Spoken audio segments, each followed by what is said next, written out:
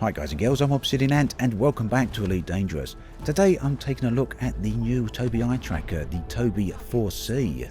Now this is a promo video I've got together with the guys from Tobii because, well, I absolutely adore the eye tracking functionality with Elite Dangerous, and if you've been watching any of my videos over the previous year, you'll be seeing that I use eye tracking in the majority of cases in those videos.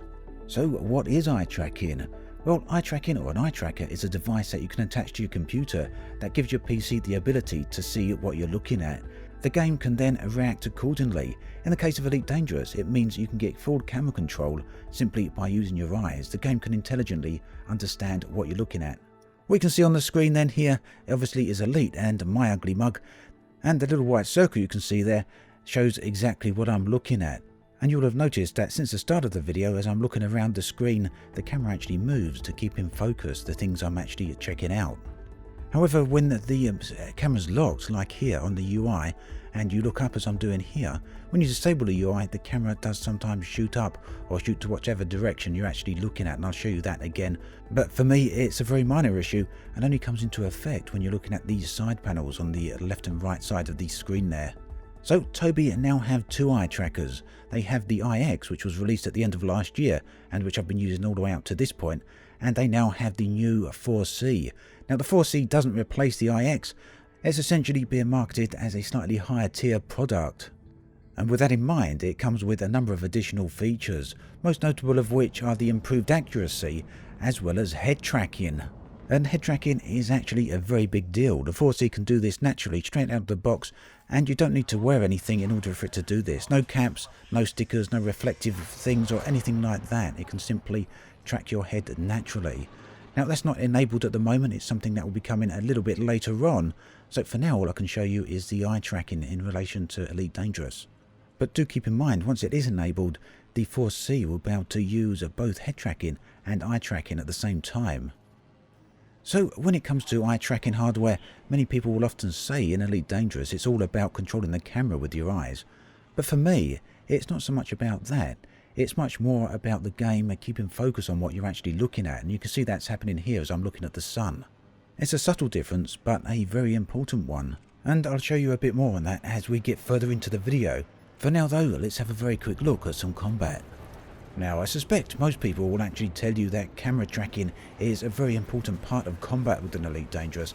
Once you've tried it, you really don't want to go back, and it does make all the difference for combat. Now, with the 4C, I feel head tracking is going to come to the fore very, very quickly, and is going to be a significant aspect of this device. Now, although the feature is still in beta, and unfortunately I'm unable to show you exactly how that works on screen, I can talk about it and tell you what it's like, as I've been fortunate enough to try it out. So essentially, the head tracking and the eye tracking work completely independently of each other, and the head tracking has native support. That means that it will work straight out of the box. You don't need to wear anything or attach anything to your head in order for the device to actually track your head's position. Now, head tracking does work well. It's very similar in function to how the Track IR works, in that you just turn your head and the camera will move position accordingly. This gets around a problem that a lot of people had with the IX, that when you had looked off to the side of the screen in combat, you may have wanted the camera to move very fast, and the IX just wasn't able to do that. With head tracking, we get completely around that, because you can just move the camera at a rapid pace very accurately, very speedily, to exactly where you want it. You can then use the eye tracking for finer maneuvers. So full head tracking is still a little way away, but I'm looking forward to seeing how it turns out, and at the moment at least, it's looking quite promising. But for now, let's concentrate on eye tracking. Both the 4C and the Tobii Infinity Screen Tracker software have improved greatly over previous months. When I first reviewed the IX, I was immediately very, very impressed with it. At the time, it used VJoy, a third-party piece of software, to enable the control over the camera, and it worked very, very well. But sometime after I did that review, Tobii revealed their own software for the camera control. For some people, this seemed to pose a number of problems. The software wasn't as accurate or as fluid as the previous VJoy software, but it's taken a very long time, but at last the software seems to be getting there. It seems to have much more awareness of what you're looking at on the screen, and when you're looking at the UI, it doesn't pan the camera right off to the left or right, and if you do look off to the left or right, the camera is now far more responsive and a lot quicker to snap to the location that you actually want to see it at. And as you can see here, As you start looking towards the centre of the screen, the camera pans slower, giving you a far more finer control over things. The bottom line is that it gives the game the impression that it's actually intelligent and able to keep track of what you're looking at. And this in turn gives you a much stronger sensation of actually being present within the game world. And for me, this is one of the main reasons I've continued to use eye tracking ever since it's been available, not just for its ability to provide advantage within combat, but also for its immersive properties. Both the Tobii IX and the 4C use the Infinity Screen software to give access to their features within Elite Dangerous, and configuring this software will control the performance of the device itself. And I've got to be honest here and say that it's taken Tobii a very long time to get the software up to scratch and to where it is actually fully useful. A little bit too long perhaps, but at least we're here now. So from within the Infinite Screen extension software, you get access to the game's profile. Now there are numerous games that this software supports, but here you can just see Elite Dangerous at the moment. From here you can control everything from the speed of the camera to the curve of the gradients, right through to the dead zones. Now it's flexible enough that you should be able to build a profile that suits your needs, although that said, I've been more than happy with the default profile for Elite. The inertia setting here controls, as you'd expect, the inertia. That means the acceleration of the camera movement. Does it go to instant maximum speed, or does it accelerate up a little bit? And right here you can control the angles that the camera is able to detect and translate into the game. So in some cases you may not want the full field of vision to actually be detected, and you can enable that right here. That's both for the yaw as well as for the pitch. So let's take a look at what you get in the box. The box itself is very small and basically only contains the eye tracker as well as 2 mounting plates. You only need 1 mounting plate, but we get to them in just a bit. The box is very light, and this time around the eye tracker features an attached cable. With the IX the cable was separate, but this time it's built right in, and as you can see straight out of the box, the cable is very small indeed, and this poses quite a significant problem because it means that for many people it's not going to be able to reach your desktop computer, and you will need to use a USB extension cable. The device itself mounts to the bottom of your monitor, and it does this through a magnetic bracket that actually sticks to the monitor, and it sticks pretty much permanently by all accounts. Yet my own successes with the bracket have been somewhat mixed. Like I say, you get 2 brackets in the box. The first one I attached just keeps falling off, and the second one seems to be fixed there now with no removing it. So you can see once again I've enabled the gaze overlay so you can track where I'm looking at, and I've done this just so that you can see how the game responds to my eye movements. And what I actually specifically want to show off here is how the game tracks what I'm looking at. So in this case, it doesn't feel as though I'm actually controlling the camera with my eyes. Instead, it feels as though the game is intelligently reacting to what I'm looking at. And you can see as I look at the base there in the background, I just keep my focus on it, and the camera moves accordingly to keep it within the screen's borders. Of course, I can't turn my vehicle too far away from the target. If I turn 180 degrees or something like that, then it's going to go outside of my field of view, quite simply because my in-game neck can't turn 180 or 360 degrees. But for me, this is one of the most important and most impressive features that I use the eye tracker for with Elite Dangerous. And as you can see here, as I look around the UI, the screen doesn't jump all over the place. And in case you're wondering, the story is also the same if you're on a 16:9 aspect ratio with a lower FOV. You can see here me doing one of the training missions and checking out the UI.